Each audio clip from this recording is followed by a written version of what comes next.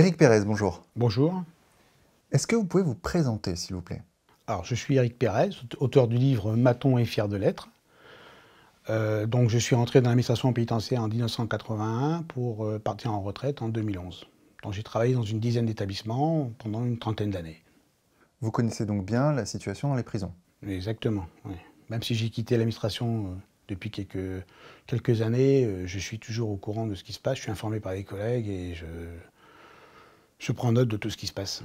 Vous avez occupé quel rôle dans les prisons? Alors, dans les prisons, donc j'ai commencé en tant que surveillant et ensuite j'ai été gradé, d'accord? Donc, je suis le premier surveillant, fait partie de l'encadrement et j'ai été également gradé au sein de l'ERIS Paris, les ERIS qui sont des équipes régionales d'intervention et de sécurité, qui ont été créées en 2003. Donc, j'étais gradé dans l'ERIS de Paris. Alors, vous êtes l'auteur d'un livre sur la situation dans les prisons qui raconte votre parcours au sein des différentes prisons dans lesquelles vous avez travaillé. Maton est fier de l'être. On va en parler tout à l'heure. Mais avant, j'ai une question d'actualité à vous poser. On a vu dernièrement, fin juillet, les images à la prison de Fresnes de prisonniers faisant du karting dans la cour avec d'autres activités. C'était le Colantes. Est-ce que ces images vous ont surpris? Alors moi, quand j'ai été au courant, lorsque j'ai vu ces images, j'ai été sidéré. J'ai trouvé ça ahurissant qu'on puisse organiser au sein de la maison d'arrêt de Fresnes, j'appelais même pas ça une activité, une kermesse, une feria, quoi. Parce que bon, à un moment donné, faut mettre les choses à leur place. Une prison, ça doit être une prison. Il y a quand même des gens qui ont souffert. Il y a des gens, des parties civiles, qui sont marqués à vie, d'accord, qui sont marqués à vie, et il faut se mettre à leur place lorsqu'ils voient de telles images à la télévision. Ils peuvent s'imaginer tout et n'importe quoi, parce que Colantes, la kermesse, la feria au sein de la maison d'arrêt de Fresnes, la prison, c'est pas ça, d'accord. Et pensez également au nombre de surveillants. Il y a 2 surveillants tous les jours qui se font agresser, d'accord. En France? En France, 2 surveillants par jour. Donc si on calcule bien, ça nous fait à peu près 700 à 800 surveillants qui se font agresser physiquement, sans compter les insultes, les menaces et j'en passe. Donc ne serait-ce qu'un peu de respect pour mes collègues qui se font agresser, on n'organise pas ce genre de on va dire, d'activité, quoi. De kermesse, une feria, quoi. Alors, selon les organisateurs de cet événement, l'idée c'était de rapprocher les gardiens de prison des prisonniers, de créer un lien de fraternité entre eux, qu'ils puissent avoir un moment à eux, quoi. Alors, en prison, les relations entre surveillants et détenus, il n'y a pas de lien de fraternité, ça n'existe pas. La confiance est limitée, chacun sa place, chacun son rôle, d'accord. En prison, un surveillant de prison, il doit avoir de l'autorité. S'il n'a pas d'autorité, il ne pourra pas exercer son travail. Il n'est pas armé. Sa seule arme, c'est son autorité. Et son autorité, malheureusement, il l'a de moins en moins. Donc c'est pas en allant faire des jeux comme Colantes qu'on va redonner de l'autorité aux surveillants. Parce que ces jeunes surveillants qui ont participé à ce fameux tirage de cordes, je veux dire, bon, ce sont certainement des stagiaires, ce sont certainement des jeunes surveillants. Bon, après, ça a été leur choix. On leur a peut-être demandé ou peut-être incité à le faire. Bon, peut-être que j'aurais été à leur place, j'aurais peut-être dit oui. Mais quand on connaît la prison, on n'accepte pas. Moi, je sais que quand j'étais surveillant à la maison d'arrêt d'Aubrest, on m'avait proposé de donner des cours de judo par rapport à ce que je pratiquais le judo tous les jours. Bien entendu, j'ai refusé. Je n'accepte pas de faire du judo, de me rouler par terre avec des détenus. Comment voulez-vous qu'après, vous avez une autorité à l'étage, quand vous êtes sur une coursive et que vous demandez à un détenu de rentrer dans sa cellule, s'il ne veut pas rentrer, il va vous taper sur l'épaule en disant « Attendez, chef, surveillant, hier on était en judo, vous pouvez me laisser 10 minutes de plus. » Donc à un moment donné, il faut bien encadrer les choses. D'accord, ouais, c'est pas en étant en slip avec les prisonniers à barboter dans la piscine qu'on peut ensuite avoir l'autorité. Exactement. Exactement. Il y a des moniteurs. Il y a des moniteurs au sein de la mission pénitentiaire, ce sont des surveillants, avant tout, mais qui sont moniteurs de sport. Il y a les éducateurs. Bon, un surveillant, ça reste un surveillant. Ça reste un surveillant. Du moment qu'il porte l'uniforme, on ne peut pas non plus le mettre en short. Et puis, voilà. Comment voulez-vous qu'il ait de l'autorité? C'est intéressant ce que vous disiez tout à l'heure, et vous le dites d'ailleurs dans votre livre très bien. Les surveillants aujourd'hui ont de plus en plus de mal à avoir de l'autorité dans les prisons. Pourquoi? C'est dû à quoi? Alors, c'est pas compliqué. Si le surveillant a de moins en moins d'autorité dans les prisons, c'est dû à un laxisme qui gangrène nos prisons. Un laxisme voilà, il y a du laxisme dans les prisons françaises. Et donc, On on ouvre la prison vers l'extérieur, c'est pas une mauvaise chose, mais bon, à force de faire rentrer du social dans les prisons, il faut penser aussi au travail du surveillant. Plus il y a du social en prison, et malheureusement, c'est mal géré et on arrive à ce que les surveillants perdent de leur autorité. D'accord ? Moi, j'ai commencé dans les prisons de Lyon en 1981, et il y avait à peu près une assistante sociale pour 500 détenus. Bon, c'était pas les mêmes détenus, d'accord ? C'était pas les mêmes détenus, c'était pas le même système de détention. Les détenus nous respectaient, ils assumaient leur peine, pas comme maintenant. Mais il y avait une seule assistante sociale. Maintenant, il y a des assistantes sociales, il y en a un peu de partout, des éducateurs, il y a ci, il y a là, on fait rentrer le social. Et il s'avère qu'on perd d'autorité, et il s'avère surtout que c'est pas pour ça qu'il y a moins de récidives. C'est pas pour ça. Je veux dire, à l'époque, en 81, 82, 83, je ne sais pas le nombre exact de récidivistes qu'il y avait, mais quand je vois ce qu'il y a maintenant, 40% de récidivistes, donc je peux me poser la question sur le fait de l'efficacité des mesures actuelles. Des mesures actuelles. Parce que si vraiment c'était important tout ce qu'ils font, si c'était bénéfique, il y aurait peut-être moins de récidive, et en fin de compte, la récidive, elle est là. Donc, il y a des bonnes questions à se poser. Quand vous dites du social, ça veut dire quoi? Alors, le social, c'est des activités, d'accord? Donc, il faut savoir que les détenus vont en activité tous les jours. Ils vont en activité du moment qu'ils sont inscrits, du moment qu'ils sont dans les critères, ils vont dans des activités. Donc, ils peuvent faire des activités sport, en football, ils peuvent faire du baby-foot, ils peuvent faire du ping-pong, ils peuvent faire de la musculation. Donc ce sont ça, le social, c'est ça. Ils peuvent aller aussi à la bibliothèque, ils peuvent également assister à des concerts de musique, ils peuvent assister aussi ils vont à la messe, oui, il y a plein de choses qui sont faites pour eux, pour que leur temps d'incarcération se passe le mieux possible. Donc c'est ça le social, c'est faire du social, c'est ça. Voilà. Après, il y a aussi, c'est une bonne chose, puisqu'on ne peut pas tourner sans social, mais il faut que ce soit bien cadré, et il faut il faut pas que ça dépasse, quoi. Il ne faut pas qu'il y en ait de trop, parce qu'après, on n'a plus la mainmise sur la détention. Parce que ce qu'il faut savoir, c'est que plus il y a du social, plus ça donne du travail au surveillant. Donc le surveillant, son métier à lui, qui est le métier, en premier, c'est la garde des détenus, l'observation, surveiller si tout se passe bien, faire des fouilles de cellules. Et encore que maintenant, les fouilles des cellules, c'est plus maintenant, c'est sur, comment on appelle ça, sur justification. Il faut être sûr de ce qu'on va trouver. Il faut l'approbation d'un gradé, car à l'époque, on faisait fouiller une cellule dès qu'on avait un doute. Maintenant, c'est fini. Donc voilà, on travaille dans des conditions qui sont quand même difficiles. D'accord. Parce que pour les gens qui ne connaissent rien à la prison, c'est-à-dire l'immense majorité des Français, il y a deux cas de figure. Il y a, je dirais, les critiques de l'extrême gauche, qui est de dire que la prison c'est le bagne, c'est dur, les prisonniers sont maltraités, il y aurait des gardiens violents, etc. Ça, c'est une première critique qui est effectuée. Puis il y a une deuxième type de critique, qui est celle, je dirais, de l'extrême droite, pour schématiser, pour caricaturer, c'est de dire que la prison, c'est les vacances, c'est le Club Med, que les mecs ont la PlayStation, téléphone portable, fument de la beuh, etc.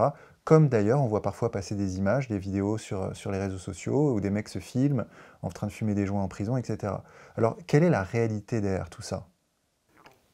Arrêtez, effectivement, la prison,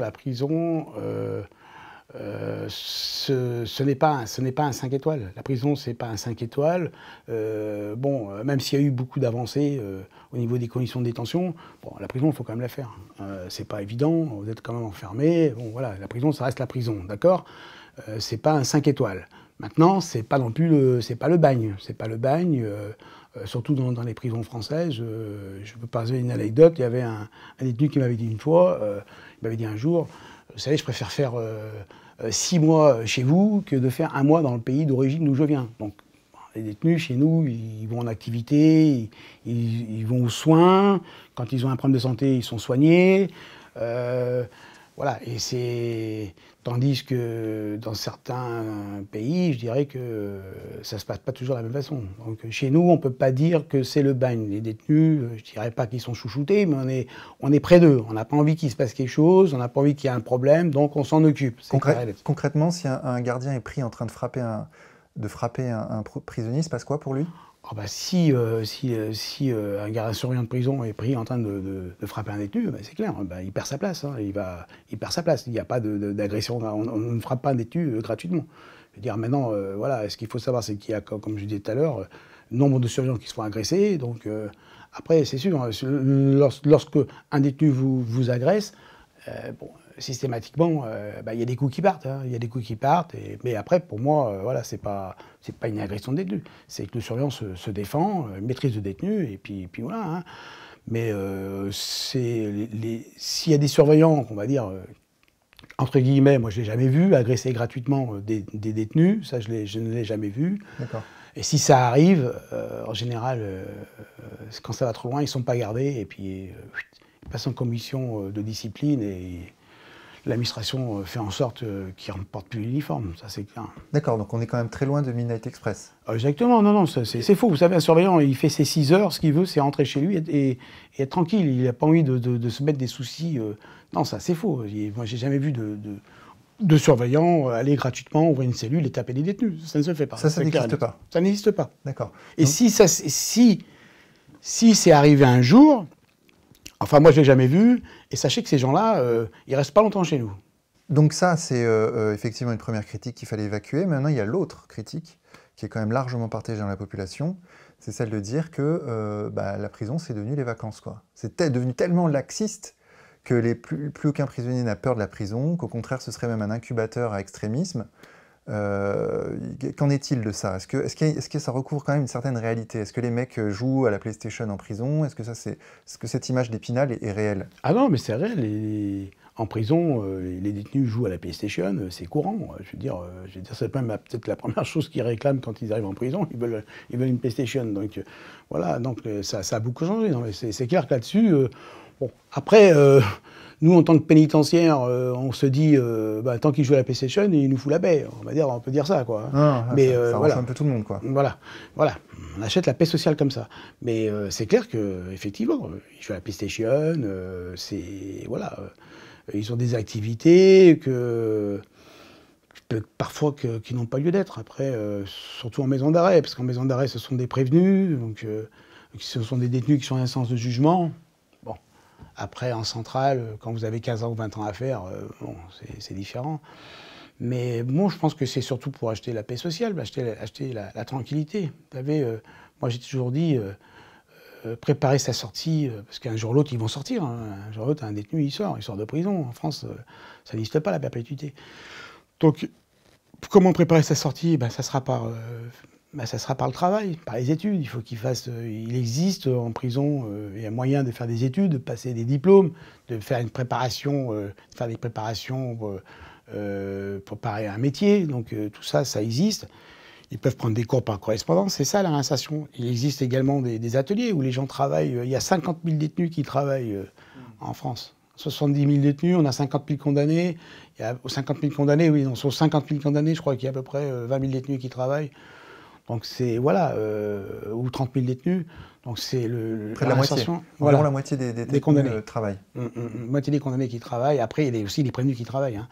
Mais, oui, parce que alors là, il faut bien expliquer qu'il y a ceux qui attendent un jugement. Donc eux, ils sont dans des maisons d'arrêt, c'est ça? C'est ça. Et il y a ceux qui ont été jugés, qui font de la prison, donc en tant que tels. Et là, eux, ils sont dans des centres de détention. Voilà. C'est ça. Hein. Voilà, c'est-à-dire qu'une fois qu'ils sont condamnés, ils partent en centre de détention. En général, en centre de détention, on va trouver des détenus qui sont là pour des courtes peines. D'accord, moins de 5 ans. Moins de 5 ans, à peu près. Et puis s'ils sont condamnés à de lourdes peines, ils iront en centrale. D'accord. D'accord.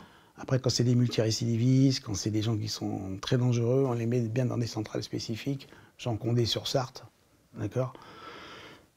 Mais voilà, ça se passe comme ça. Et en centrale, ils travaillent. En centrale, un détenu, il est seul en cellule. Il n'y a pas de problème de surpopulation pénale. Donc la surpopulation pénale, ça touche qui? Ça touche surtout les maisons d'arrêt.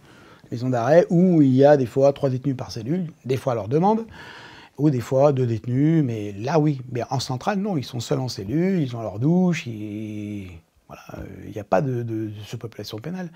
C'est en maison d'arrêt. En maison d'arrêt, donc, Voilà. la situation est un peu Voilà. compliquée. C'est Enfin, un peu ça compliqué, sature. ouais. Ça sature, oui. En maison d'arrêt, ça sature.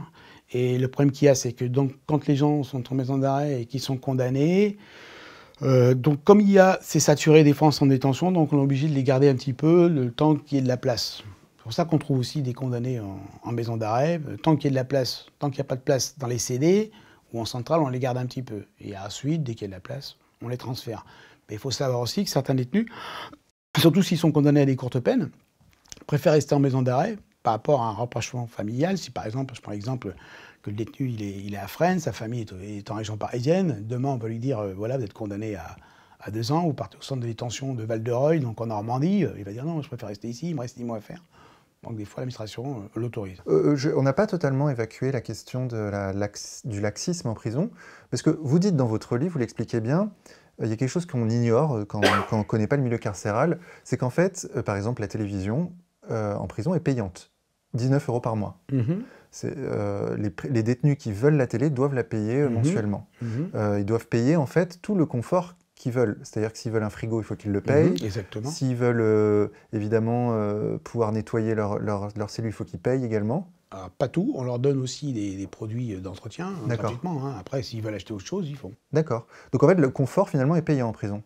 Oui, le confort est payant en prison. La PlayStation est payante. La PlayStation est payante. Ce sont des PlayStation qu'ils achètent et puis qu'ils ont.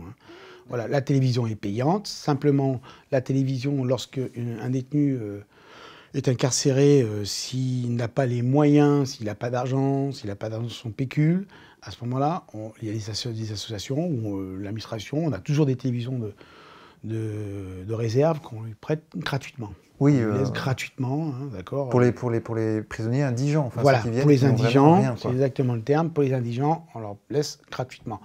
À part, bien sûr, s'il nous pose des problèmes, on lui enlève. D'accord, ok. Il n'a pas payé, en plus il nous pose des problèmes. Mais normalement, donc voilà, tout est fait pour que la personne ait la télévision.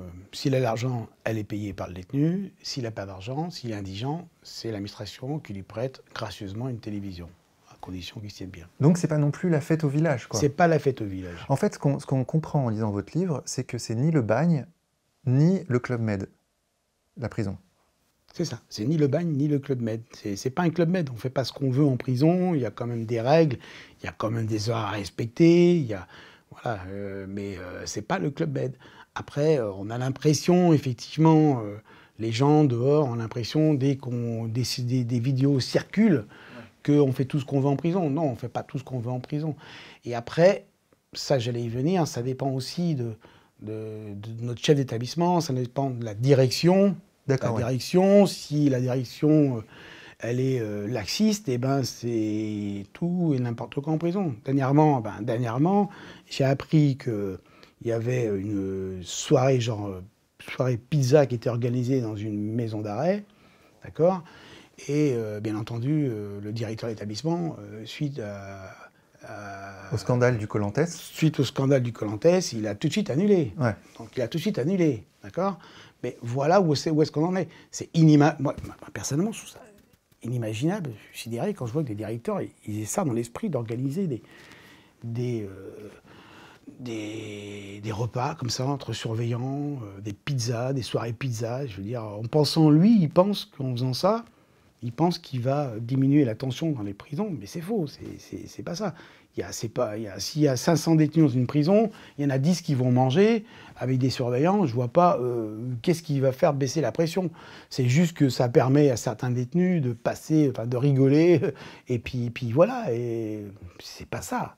C'est pas comme ça qu'on arrive à tenir une prison. Vous dites dans votre livre que les surveillants sont en sous-effectif. Oui. C'est un problème. C'est un gros problème. On est en sous-effectif. Pourtant, on a une des administrations qui qui fait le maximum pour embaucher un maximum de surveillants, parce qu'il y a besoin de surveillants, énormément. Le problème qu'il y a, c'est que comme c'est un métier qui n'est pas très revalorisant, les gens font marche arrière. Les gens font marche arrière. Quand on vous donne 1 400 € ou 1 350 € quand vous entrez à l'administration pénitentiaire et que vous voyez le métier que c'est un métier qui est pas simple du tout, même si c'est un beau métier, c'est un métier honorable.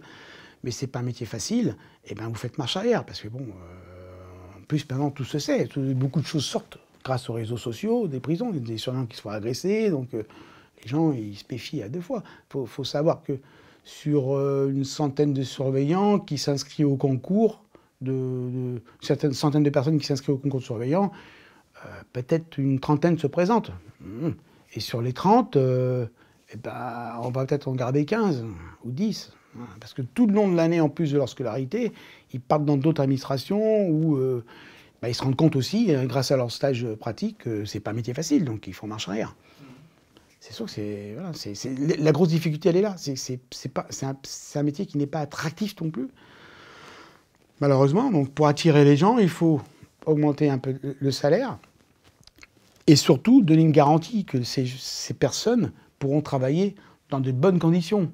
Vous voyez, on va donner à un surveillant 1 500 € par mois.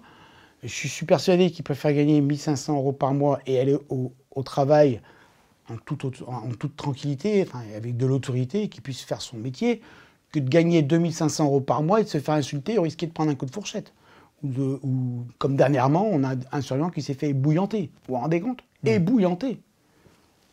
Donc là, c'est pas possible, on peut pas travailler une condition comme ça. J'ai l'impression, de ce que vous racontez, de ce que vous dites dans votre livre, que les surveillants de prison en France, aujourd'hui, sont un peu entre le marteau et l'enclume. C'est-à-dire qu'ils doivent avoir de l'autorité, mais j'ai l'impression que l'administration, derrière, ne suit pas.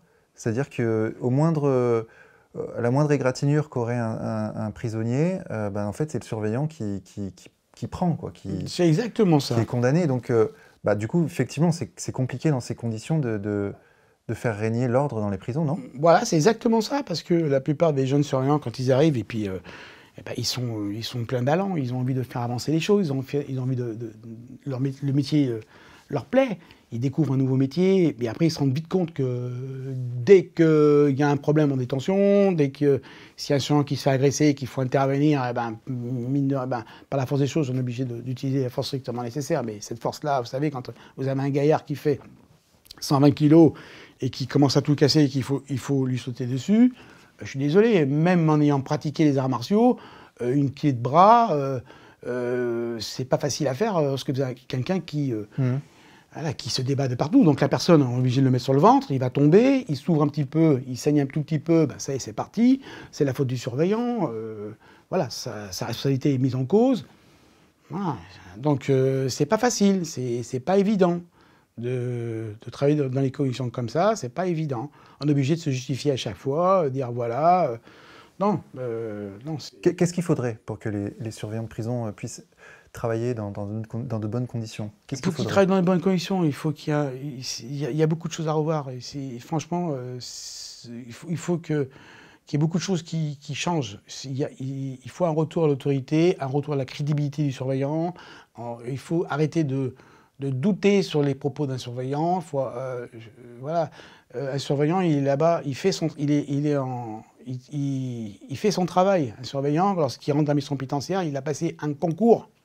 Il n'a ni volé, ni violé, ni tué. Donc, quand il fait son travail, il essaie de le faire le mieux possible. Donc, il faut lui redonner confiance en lui, arrêter d'être toujours en train de douter sur sa parole, oui. Sa parole. Parce que finalement, c'est parole contre parole, en fait. Voilà. Et effectivement, vous avez l'air de dire que l'administration met à égalité la parole du prisonnier et celle du surveillant, en fait. C'est ça qui se passe. Oui, et puis même des fois, on écoute plus facilement un prisonnier que d'écouter un surveillant. Ah oui, d'accord. Ah oui, donc ça va des fois très très loin. Donc voilà, donc ça, il faut que ça cesse. Alors, je me pose la question, est-ce que c'est voulu? Est-ce que c'est politique? Je me pose la question. Je veux dire, moi, j'ai fait mon métier pendant 30 ans, comme la plupart de mes collègues.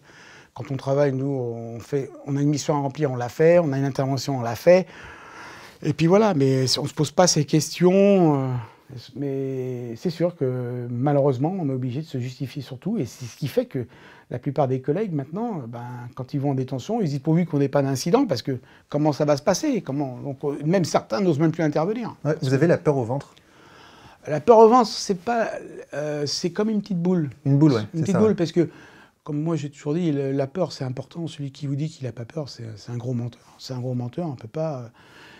mais cette peur, elle doit être minime, elle ne doit pas vous paralyser. Elle doit être un petit stress qui vous dit, attention Eric, là, il peut se passer quelque chose, c'est normal. C'est une petite boule au ventre qui, dès qu'on rentre en détention, on a une petite boule au ventre, parce que c'est un milieu quand même spécial, c'est un milieu où il peut vous arriver tout et n'importe quoi. D'ailleurs, vous-même, vous avez été agressé. D'ailleurs, moi-même, j'ai été pris en otage aux prisons de Lyon en 84, ça va être en 84 ou 83, et je m'y attendais absolument pas. Je veux dire, je devais partir en week-end et je devais, voilà. Et au dernier moment, j'ai un collègue qui me demande d'aller à la prison Saint-Joseph, parce que c'était ça se passait aux prisons de Lyon, donc j'étais au quartier Saint-Paul, et il m'a demandé d'aller à sa place à la prison Saint-Joseph pour amener des cantines. Livrer un repas, oui, je crois. Ouais, livrer des repas, des détenus.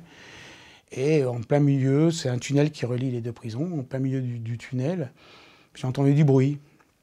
Il y avait un détenu, grand, style, les cheveux sales, enfin vraiment, comme mon avocat l'a vu, il m'a dit, bah, dis donc, d'où il sort celui-là, quoi.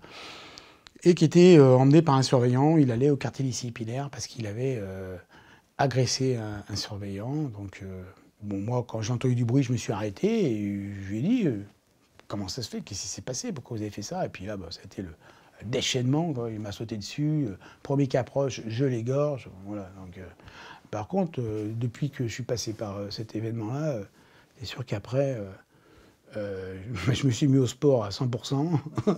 J'ai changé ma méthode de travail, de vie, plus jamais un détenu derrière moi. Voilà, voilà, parce que c'est ça, je veux dire, le vécu vous apprend beaucoup de choses. On ne peut pas avoir confiance à un détenu. Voilà, c'est ce que je disais au début. On ne peut pas avoir confiance totale, c'est pas possible.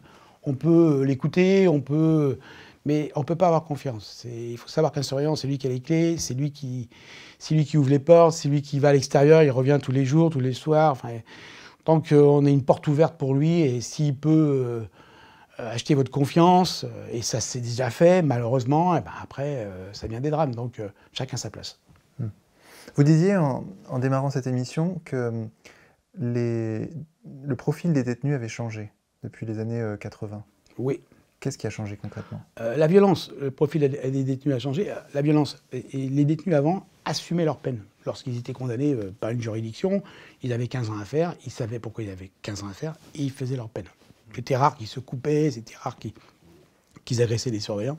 Maintenant, un détenu, quand il arrive, souvent, il n'accepte pas d'être emprisonné, il n'accepte pas, c'est-à-dire que pour lui, il a volé, il a agressé des gens, des fois ils sont à 3 ou 4 sur quelqu'un, alors ils mettent des grands coups de pied, lui briser sa vie, mais quand ils sont interpellés par la police et mis en prison par les magistrats, ils trouvent pas ça normal. Donc ils n'acceptent pas, donc on arrive à une délinquance qui n'accepte de moins en moins l'autorité d'être en prison. Donc ça a beaucoup changé, et de là, ben, ça agresse les surveillants, c'est mécontent, ça tape aux portes, ça crie, ça demande.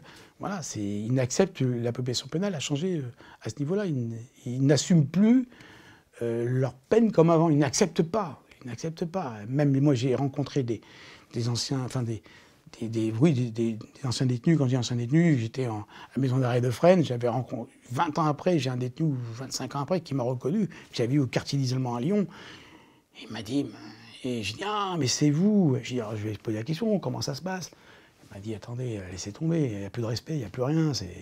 Ils les appelaient les crapauds, quoi. Ils sont toujours en train de brailler, j'ai une tête comme ça, ils ne respectent pas le surveillant, ils n'assument pas leur peine. Ça ne vient pas de moi, ça vient des détenus eux-mêmes qui vous le diront. La situation est un peu... Ah ouais, c'est très tendu. C'est explosif, ouais.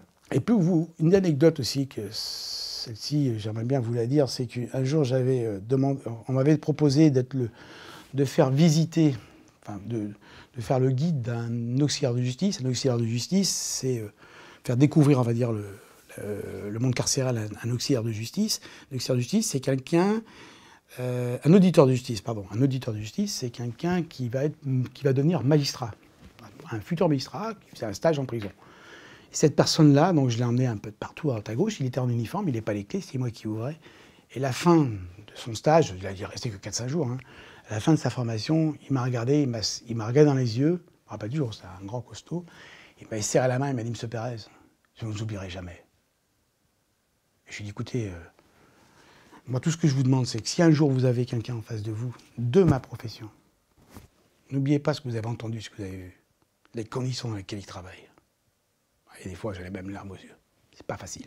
Un métier qui est vraiment prenant, et voilà. Et que les gens ne savent pas. Ils ne savent pas dans quelles conditions peuvent travailler un surveillant. Le bruit, les cris, les agressions. Et je lui ai dit, monsieur... Et d'ailleurs, il m'a contacté 20 ans après, à la sortie de mon livre. Et je lui ai dit, il m'a dit, je ne vous oublierai pas, monsieur Pérez, je ne vous ai pas oublié. Et je lui ai dit, monsieur, vous avez passé 4-5 jours ici et vous n'êtes pas fait agresser. Imaginez-vous, nous, quand on est là, depuis des années, comment qu'on fait pour pouvoir évacuer tout ça et travailler dans les bonnes conditions. Voilà. Et ça, tant qu'on n'aura pas, vous voyez, au niveau du ministère de la Justice, au niveau de la chancellerie, au niveau de notre ministre, tant qu'il n'aura pas compris, tant qu'ils n'auront pas compris que les hommes de terrain, la base, le métier de surveillant, c'est eux. Et ils n'écoutent pas la base. Ils font des circulaires, ils décident, ils imaginent qu'une prison, ça se gère... je sais pas, c'est une prison, ça ne se gère pas comme eux, ils pensent eux. Ce sont des gens qui sont très dangereux. Et tant qu'on n'a pas mis un uniforme, tant qu'on n'est pas sur les coursives, tant qu'on n'est pas vraiment...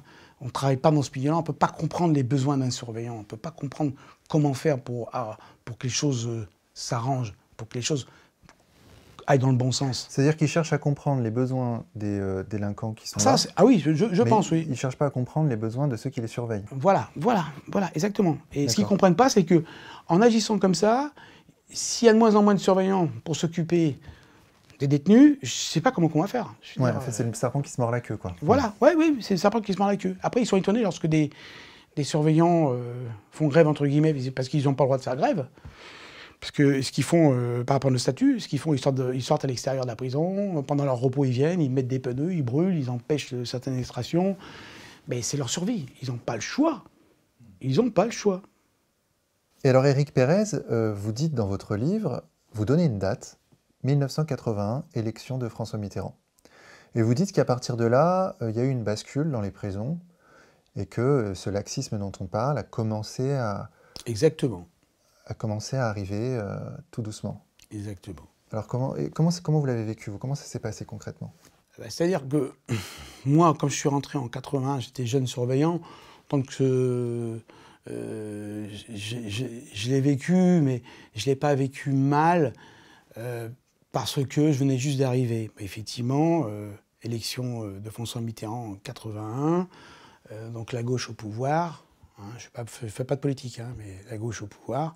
Et voilà, la première chose qu'ils ont voulu faire, c'est humaniser les prisons, c'est-à-dire supprimer les QHS, supprimer les QPGS, savoir que C'est quoi? Alors les QHS, c'était les quartiers de haute sécurité, et les QPGS, quartiers de plus grande sécurité. Il faut savoir que les détenus qui allaient là-bas, c'était des détenus très dangereux, qui agressaient les surveillants. Voilà, c'était pas un voleur lambda.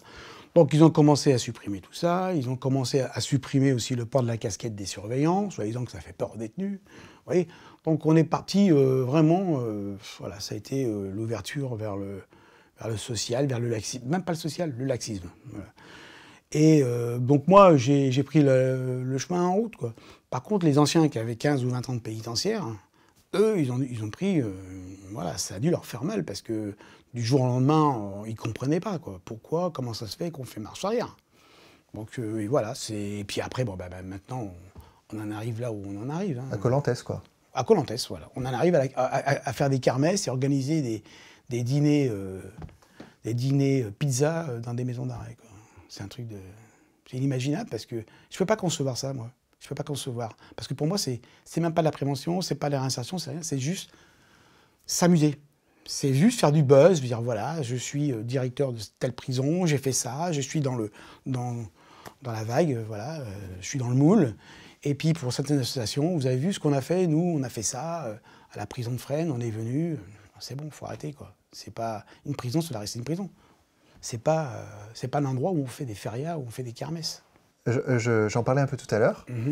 La question de la radicalisation et du fait que les prisons sont vues par les gens qui ne connaissent pas la prison comme un incubateur à extrémisme, à savoir qu'une personne qui va rentrer en prison va rencontrer des gens très prosélytes qui vont peut-être l'embarquer dans des histoires d'islam radical notamment, etc.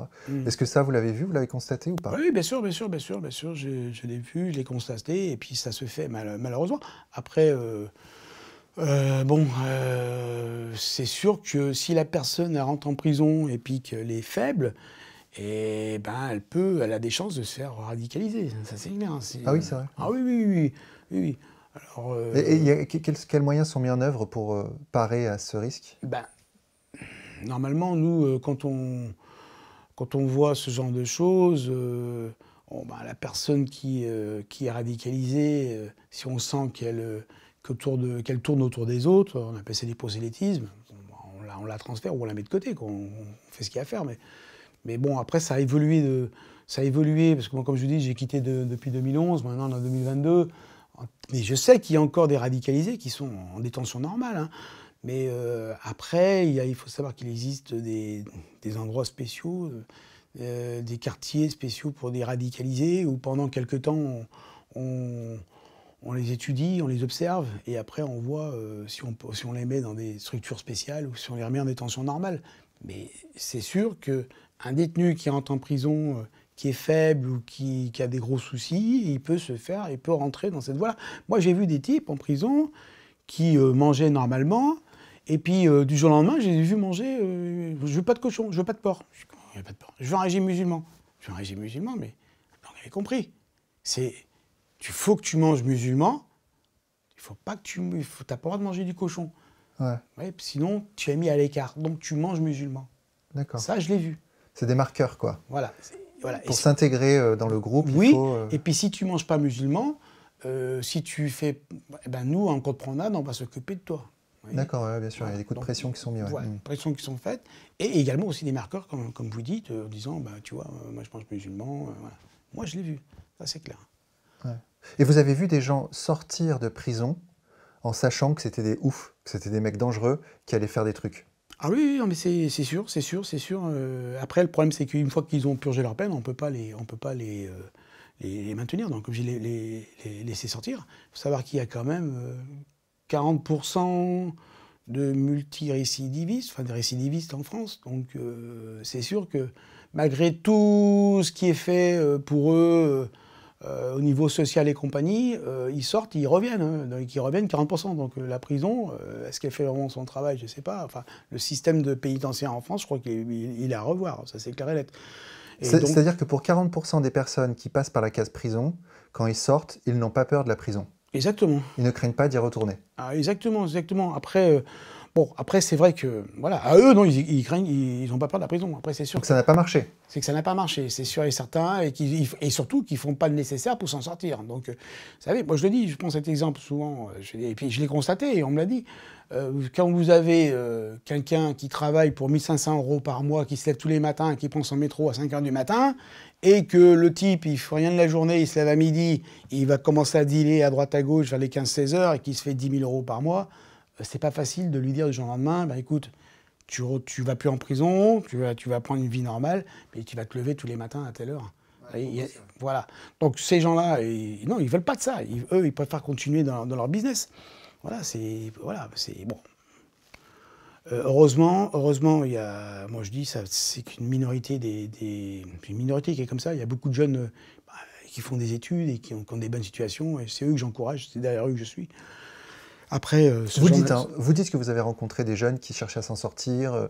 C'est pas tout noir, quoi. Oui, il y en a qui essaient de s'en sortir, bien sûr. Après, bien sûr, il y en a qui arrivent. Hein, tout n'est pas noir. C'est pour ça qu'on tend la main à ces gens-là. Mais si ils vous prennent pas la main ou qu'ils veulent pas faire le nécessaire d'eux-mêmes, vous savez, on peut pas être à leur place. C'est à eux de vouloir déjà s'en sortir avec les outils qu'on leur donne. C'est à eux. Alors, il y a une question qui se pose aussi, c'est celle des trafics en prison. Quelle proportion ça a pris? Est-ce que c'est quelque chose de courant? Est-ce qu'un mec qui veut se droguer en prison, concrètement, il peut? Ou est-ce que c'est difficile? Ah non, ça a pris des proportions énormes, parce que même maintenant, ils font même livrer ça par des drones. Ça a pris une proportion énorme, parce que, en plus, comme je disais, dans les parloirs avant, systématiquement, quand les familles venaient voir un détenu en prison, le détenu était fouillé à corps. Maintenant, c'est sur suspicion, donc ça rentre. la drogue, tout ce qui est illicite, ça rentre. Ça rentre énormément par les visiteurs, ça rentre énormément par les projections, d'où la création des ELSP, équipes locales de services pénitentiaires, de sécurité pénitentiaire, qui permettent d'intervenir lorsqu'ils voient des gens qui jettent des... Ils sont autour des prisons. Ils sont autour des prisons. Bon, il n'y en a pas de partout, mais en général, il y en a. Dans certaines prisons, il y a ces fameuses équipes.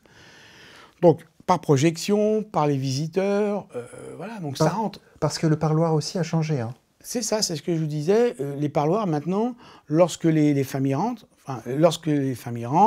si elles rentrent quelque chose au détenu, le détenu n'est plus fouillé à corps.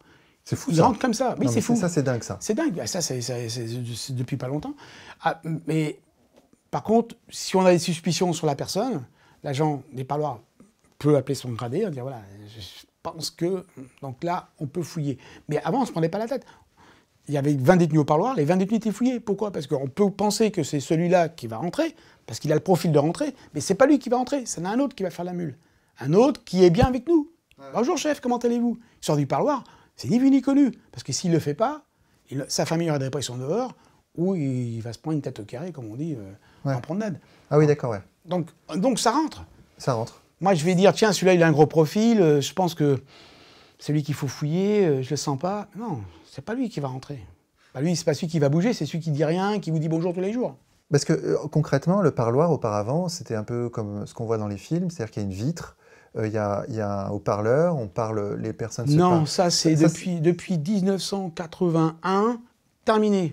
Depuis que je suis entré à la mission pénitentiaire, avant c'était que des parloirs ligaphones, maintenant c'est des parloirs libres. Donc concrètement, c'est une pièce. C'est une pièce. Il y a une pièce, il y a une table, des chaises. Voilà. Et les gens peuvent s'embrasser, etc. Voilà. Et il y a des caméras, on voit ce qu'ils font? Non, il n'y a pas de caméra. Non, on peut pas. Il n'y a pas de caméra. On n'a pas le droit de filmer. Ils font ce qu'ils veulent à l'intérieur. Ils font ce qu'ils veulent à l'intérieur. D'accord, ok. On n'a pas le droit de filmer. Après, si c'est pas des endroits comme une pièce, ça sera par exemple d'anciens parloirs ligaphones. On a enlevé l'hygiaphone, mais les gens peuvent s'embrasser, ils peuvent se toucher. D'accord. Voilà. Mais là, les gardiens peuvent pas voir ce qui se passe. Alors, on passe, on regarde. Mais bon, si vous avez une quarantaine de box à surveiller, vous voyez rien. Et puis dans une grande pièce, il y a plusieurs... Bon, il y a quand même l'intimité, pour préserver l'intimité du couple ou des personnes qui viennent, il y a des petits paravents. Donc on regarde comme ça, on regarde discrètement, mais on ne pourrait pas être derrière. C'est-à-dire, il peut se passer ce qui se passe. D'accord. Il y a bien des fois, il y a bien des bébés qui naissent en prison. Hein. Enfin, des bébés qui sont conçus en prison. D'accord, ouais. Mais du coup, ce qui est absolument fou, c'est qu'à la sortie, la fouille n'est pas systématique. Exactement. Et c'est pour ça que c'est inimaginable. Donc voilà aussi encore quelque chose qui fait que on enlève les moyens au personnel de travailler correctement. On vous enlève les fouilles des détenus. On vous enlève les fouilles des cellules. On vous enlève les fouilles des locaux. Il ne faut pas fouiller. On fouillait vraiment. Avant, c'était l'initiative du surveillant et c'était tous les jours, on fouillait. Et ce qui est tout à fait normal. C'est un local où il y a des détenus, il faut qu'ils soient fouillés. Et les détenus qui sortent du parloir, que ce soit parloir avocat ou que ce soit parloir famille, c'est fouille à corps. Et ça ne se fait plus systématiquement. Et pour les familles qui entrent, rassurez-moi, il y a une fouille à l'entrée pour les familles. Non, les familles passent sous un portique. D'accord. Passent sous un portique. Un portique qui, des fois, lui, ne détecte pas tout. Bah oui. Si c'est un couteau en céramique, il passe. C'est comme ça que ça s'est passé, la condamnation sur ça. Mais c'est une dinguerie, ça. Voilà. Donc moi, c'est... Et pourquoi ça? Même dans les aéroports, on fait des fouilles voilà, à corps. Donc c'est ce que je dis. Oui, c'est sûr que si on avait un doute, normalement, il devrait y avoir, si c'est une femme, un personnel féminin de la mission pénitentiaire pour fouiller par palpation, et si c'est un homme, fouiller par palpation, un homme. Non, mais c'est sûr. Après, moi, ce que je dis, je ne vois pas pourquoi, dans les aéroports, il existe des portiques, quand vous passez, on voit tout ce que vous avez sur vous. Ouais. Là, ça n'existe pas chez nous. Ça détecte, mais on ne voit pas. Il y avait une centrale, je ne sais plus quelle centrale c'était, où il y avait des détenus qui étaient montés au créneau en disant « Nous, on ne veut plus la fouille à corps. On refuse la fouille à corre. » Ah oui. Genre, c'est atteinte aux droits de l'homme, quoi. Voilà. Alors, le directeur a dit « C'est pas compliqué, il est gentil, parce qu'il a redonné un choix. Vous avez deux choix. Je vous fais installer un portique, on ne vous fouille plus à corps. Vous rentrez, vous passez sous le portique, ça détecte si vous avez quelque chose. Vous nous le remettez. Et là, vous inquiétez pas. Le portique, il voit tout. Ou alors... On continue les fouilles à corps, comment on fait? Ah non, on préfère les fouilles à corps. Donc, vous savez, moi, j'ai fouillé des détenus pendant pas mal d'années. J'ai jamais eu de soucis. Les types, ils quittent leur chemise. Ça se passe très, très bien. Il n'y a pas d'histoire. Il n'y a pas de... Et moi, j'étais plus mal à l'aise, nous, que la personne. Donc, il faut arrêter aussi de dire, oui, c'est inhumain, c'est dégradant, c'est ci, c'est là. C'est faux. C'est mesures de sécurité, c'est tout. Voilà. Et tant que ces mesures de sécurité-là, ben, on les applique pas en prison, il ne faut pas s'étonner qu'il y ait des choses qui rentrent. Voilà. Et... En fait, la prison, j'ai l'impression qu'elle est un peu à l'image de la société. Exactement. C'est un reflet de la société. C'est tout. C'est exactement ça. Ce qui se passe dehors, ça se passe chez nous. C'est comme ça. Et le problème qu'il y a, c'est que voilà, c'est explosif, quoi. Parce qu'on est confronté à... Mes collègues qui sont en détention sont confrontés à ça, quoi. Et comme je vous dis, dernièrement, on a des collègues qui ont été ébouillantés. Vous vous rendez compte, été ébouillantés. Après, il y a des collègues qui ont été pris à partie, même à l'extérieur, rentrant chez eux, des femmes, des surveillantes, dégradées, et qui ont eu leur survie grâce à des voisins. Tout ça parce qu'ils étaient surveillants, parce qu'ils avaient peut-être mis le doigt sur quelque chose qui... Ouais, une affaire, c'est leur boulot. Ah ouais, donc il y a la pression qui s'exerce à l'extérieur aussi. Ouais. Ben oui, bien sûr. Ouais, j'ai un collègue, vous savez, ça j'en parle pas dans mon livre, donc je vous en parle à vous, avec qui j'ai travaillé aux prisons de Lyon, qui après on a travaillé ensemble à la maison d'arrêt de Rouen. Quand la maison d'arrêt de Rouen a fermé, moi je suis parti à la maison d'arrêt de Brest, lui il est parti à la Talaudière, maison d'arrêt de Talaudière, Saint-Étienne. J'ai appris qu'il a pris un coup de fusil en allant en service au boulot. Je parle de ça il y a 20 ans en arrière, hein. Ça devait être dans les années... là on est c'était en 87, disons dans les années 92-93. Ils l'ont attendu, ils l'ont mis un coup de fusil, il est paralysé à vie, le type. Vous vous rendez compte? Pour ça, parce que c'était un surveillant qui faisait son travail. Mais ça, personne n'en parle dans les médias. Enfin, je veux dire, à la télé, on n'en a jamais entendu parler. Moi, j'ai retrouvé ça comme ça. Mais voilà, c'est grave. Donc, ça fait quand même réfléchir tout ça. Et je vous dis, chaque année, 800 surveillants agressés physiquement, sans compter à peu près, je crois, 12 000 insultes, menaces. Et dehors, maintenant, dehors, il y a des surveillants qui se font agresser, pourchassés. C'est arrivé. Donc, il y a quelque chose qui ne va pas, quoi. Quand on touche un surveillant, dans l'exercice de ses fonctions, ou à l'extérieur, surtout dans l'exercice de ses fonctions, comme un policier, peine maximum. Quartier disciplinaire, 30 jours. Il faut retourner, il faut que le surveillant il retrouve des conditions de travail propres. On ne doit pas toucher un surveillant. Donc et puis une affaire sur le dos, coups et blessures volontaires sur un agent de la force publique, peine maximale et pas de réduction de peine. Comment voulez-vous pouvoir travailler dans des bonnes conditions si vous avez l'impression qu'un détenu peut vous bousculer, vous agresser à 3 ou à 4?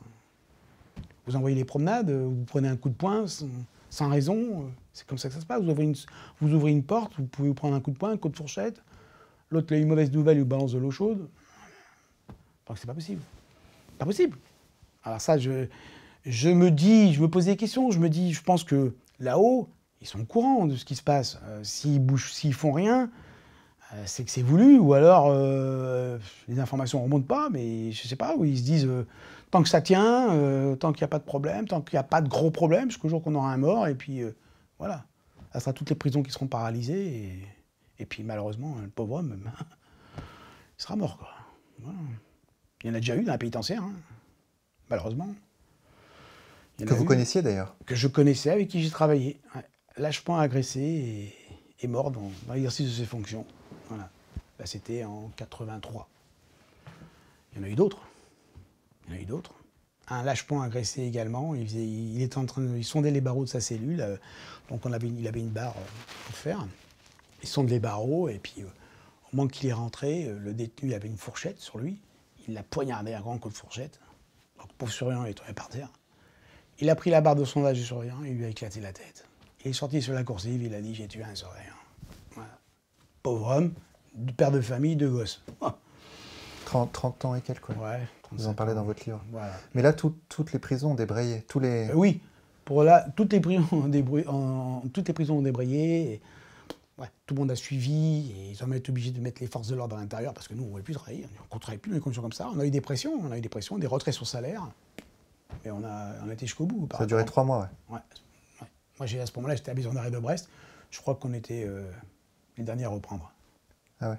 Solidarité. Non, mais c'est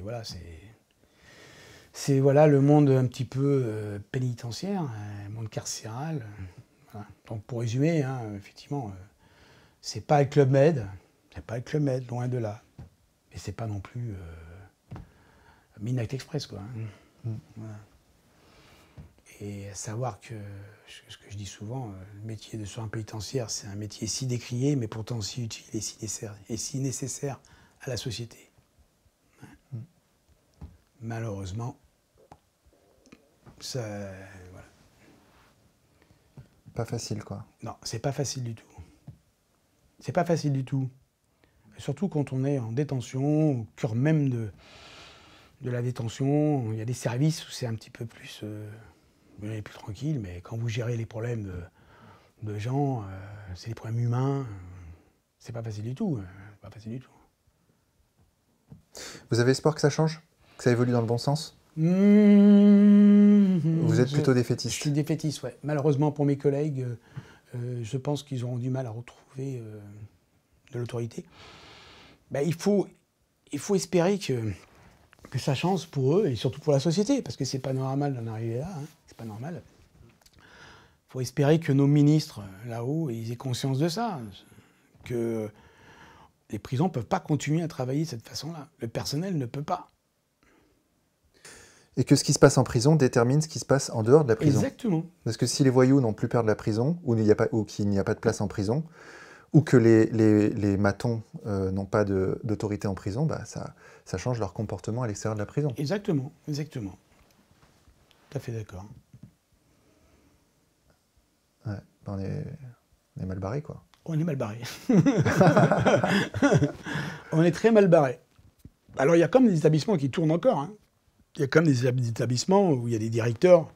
Il ne faut pas non plus noircir trop le tableau. Il y a des établissements où ça tourne, il y a des directeurs qui tiennent la route, j'en connais personnellement, même s'ils sont un peu muselés par les circulaires et compagnie. Mais il y a encore des directeurs, des chefs de détention qui tiennent la route. C'est pour ça que ça tient, c'est pour ça que ça tourne.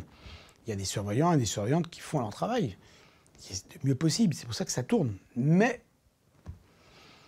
à quel prix? À quel prix? À quel prix? J'ai eu, en 30 ans de pénitentiaire, j'ai eu une dizaine ou douzaine de collègues qui sont suicidés, quoi. Bon.